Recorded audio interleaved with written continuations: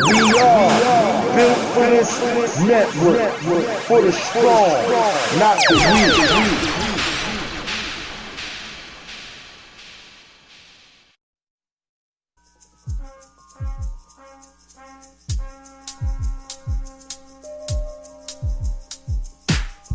It's your boy D Greatest from South Central. Tune in on Sunday for Sunday Night Love Jones, 4 o'clock, 7 o'clock Eastern Standard Time. And on Mondays for Monday Night Love Jones, 4 o'clock, 7 o'clock Eastern Standard Time for good music, good conversation, and good vibes. It's all about the love. Yeah, man.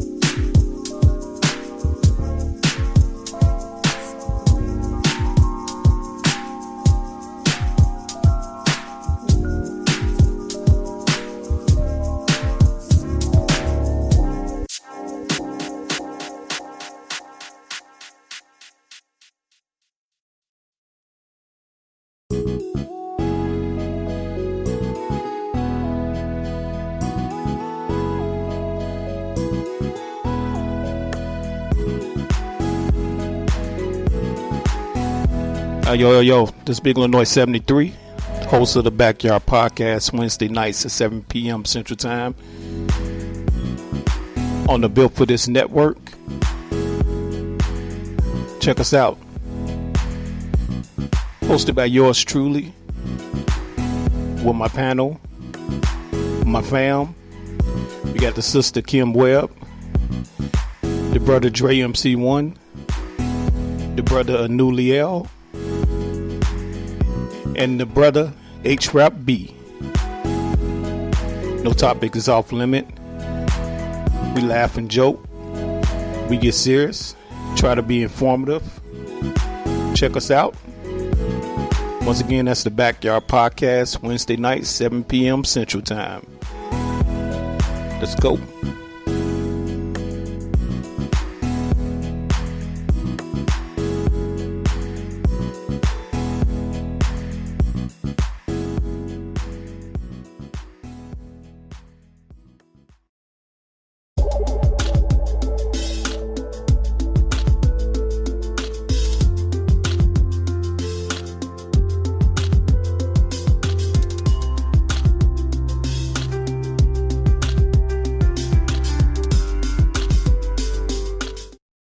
Sir Charles, the round mound of rebound. Charles was one of the dominant greats of the game. He was a perennial all-star in the late 80s and up to the late 90s, and although some of us, like myself, remember Charles for all of his greatness on the basketball court, many young NBA fans today know Chuck as a hilarious TV personality. He's currently working as an NBA analyst for Turner Sports and is always sure to provide raw and straight-shooting opinions.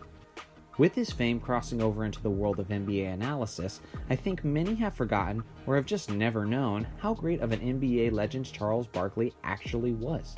Today, we're delving into the career of one of my favorite players from my childhood, and hopefully we leave this video with a greater respect for one of the greatest to ever play. Let's dig in. Charles Barkley was somewhat of an astonishing anomaly of the NBA. He was an undersized power forward standing at only 6 foot 6 inches tall, yet he still dominated the position with his quickness, physicality, and punishing build.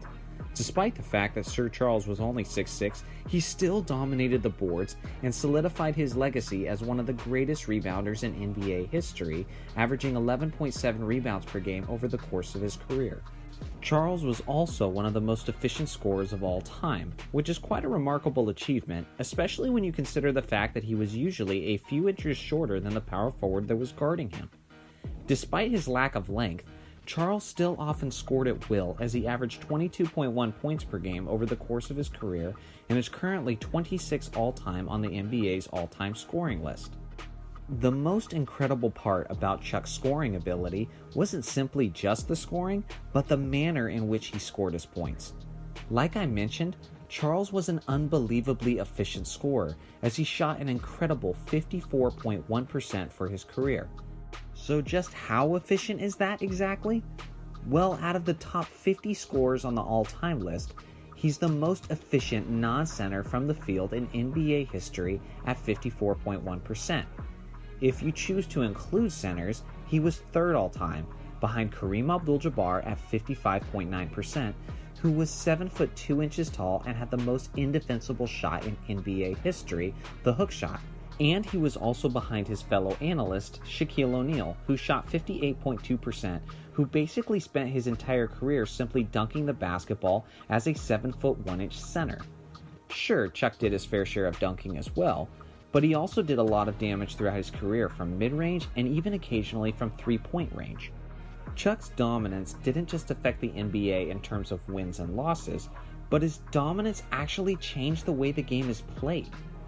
Thanks to Chuck's ability to use his strength to back down the opponent, the NBA had to create a back-to-the-basket rule. Now, for any player located below the free throw line, he can no longer back down a player with his back to the basket for as long as 5 seconds, which was something Charles did decently often in his games before the rule was put into effect. Despite his world-class scoring, rebounding, efficiency, and the way he changed the game, Charles was still unable to claim that elusive NBA championship. When you add all of this up, you have a legitimate argument for the title of NBA's greatest player of all time to have never won an NBA championship. Obviously, guys like Karl Malone, John Stockton, Allen Iverson, and Elgin Baylor have their own case for that title, but if you ask me, that title belongs to Sir Charles. I'll take the guy who is an all-around baller, who is an unstoppable scorer, a dominating rebounder, was a terrific passer for a power forward, who could run the fast break, and was the epitome of efficiency. Sure, Charles only won one MVP award for his career, and that was the 92-93 season.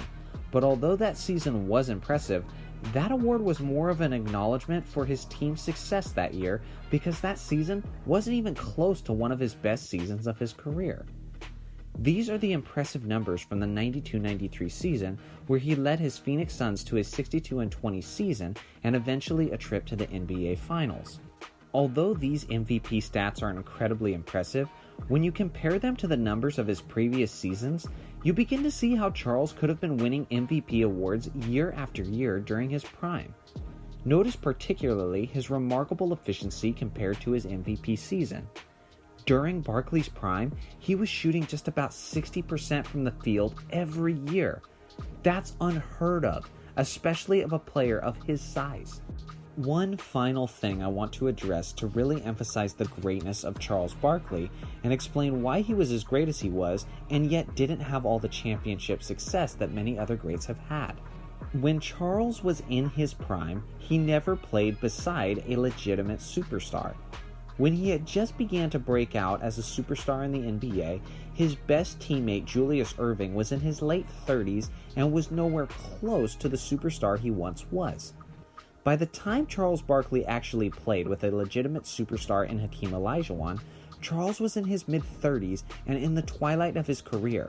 At that point, Charles was averaging under 20 points per game and under 50% field goal percentage. Again, during Barkley's prime, he played with good role players and all-stars like Kevin Johnson, Dan Marley, and Maurice Cheeks, but never did he play with a legitimate franchise player, which brings me up to my next point. Listen, I love you, Shaq, but you need to stop heckling Charles for his lack of rings compared to your championship rings. You had a young Kobe Bryant who coincided nicely with the prime of your career. Kobe was an electrifying young superstar who could score at will and was also a lockdown defensive player. In 2 of Shaq's championships with the Lakers, Kobe was averaging near 30 points per game, 6 rebounds, and 6 assists while being a lockdown defender and a clutch performer. No offense to you, Shaq, but you had this guy Kobe Bryant who could win you Game 4 of the NBA Finals when you fouled out. Tell me, who's supposed to do that for Charles in the 93 Finals against Jordan's Bulls? Kevin Johnson or Dan Marley aren't taking over a game like Kobe Bryant can. How about Shaq's lone championship with Miami? Shaq wasn't even the best player on that team. It took a clutch series from Dwayne Wade where he literally carried his team on his back, averaging 34.7 points, 7.8 rebounds, 3.8 assists, and 2.7 steals in a dominant effort to beat the Mavericks in the 06 Finals. What if Charles Barkley had that kind of support in the 93 Finals or just in his playoff runs in general? What about Charles' competition at his own position? Karl Malone and Charles Barkley were often compared to one another for the title of best power forward in the NBA. And honestly, I always liked Charles in that argument, but unfortunately, Chuck didn't have the luxury of having arguably the greatest facilitator of all time as his point guard for just about his entire career. Listen, I loved Kevin Johnson of the Suns and Maurice Cheeks of the 76ers, but neither of them were John Stockton. Charles Barkley was an absolute all-time great player, but he just didn't have the luxury of playing alongside other superstars while he was in his prime like other greats have throughout the years. If that had been a luxury that Charles had been blessed with, you bet he would have had the rings to show for it.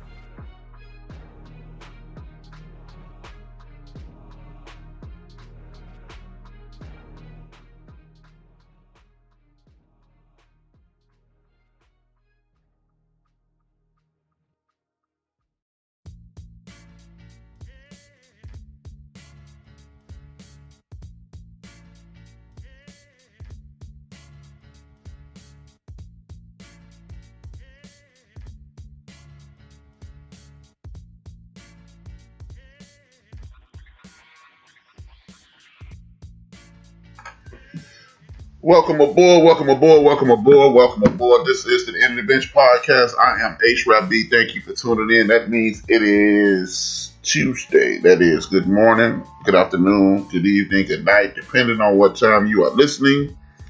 And as I say every week, this is a podcast called TEODB Bench. The reason I alert everybody it's a podcast is because that means that you do not have to listen right now. That means if you have to walk away, you can listen on a myriad of options. You can go back to Sprea.com, go to Build Fitness Network. Please hit the subscribe button and listen to any of the podcasts that are on the network. Or you can go to YouTube, do the same. Apple Podcasts, Spotify, iHeartRadio, Google Podcasts, Castbox, Deezer, Podcast Addict, or any place that you download your podcast from. I am joined today by my brothers in arms, which will be Joe the Kappa, aka Joe from Houston, and Big Illinois 61. Oh, he's 73 this week. My bad. What's good, brothers? Chilling, man. And usual. Man, I'm only on the show with Joe, and I won't be fine. So, man. make it fine. You won't be doing what? You using them big words again, brother? Have you? Fine, man. That's why NED, man. Oh, okay. Oh, you went to the Deacon Dale School of Enunciation. Man, why you don't ever play you always doing this Barkley and all these motherfuckers, man? Why don't you keep my language? I'm sorry. Why you don't ever do no thing on David Robinson? Don't nobody like David Robinson but you. Right. David Robinson called me and said, "Don't do one on me, man. Only Big Illinois like me." Nah, man, been chilling, man. Got stuck on a meeting at work, this Zoom crap where they was talking about absolutely nothing. Well, people got to justify their jobs, man. And their email was this. Yeah, man. You already know how that goes. I used to hate it too, man. That's why I just started selling drugs with Deacon Dale. He got health plan and everything. Oh, yeah? Yeah. His 401k, everything. He matched dollar for dollar. So that 7-Eleven, that's where y'all launder y'all money? Hey, see, now you talking all out of school. Look at you. Big Illinois State's witness. You got done your camera listening to? Yeah. 6'9".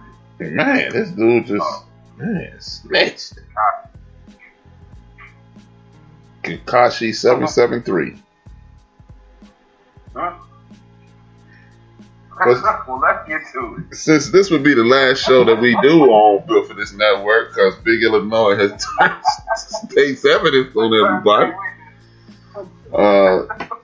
Looks like me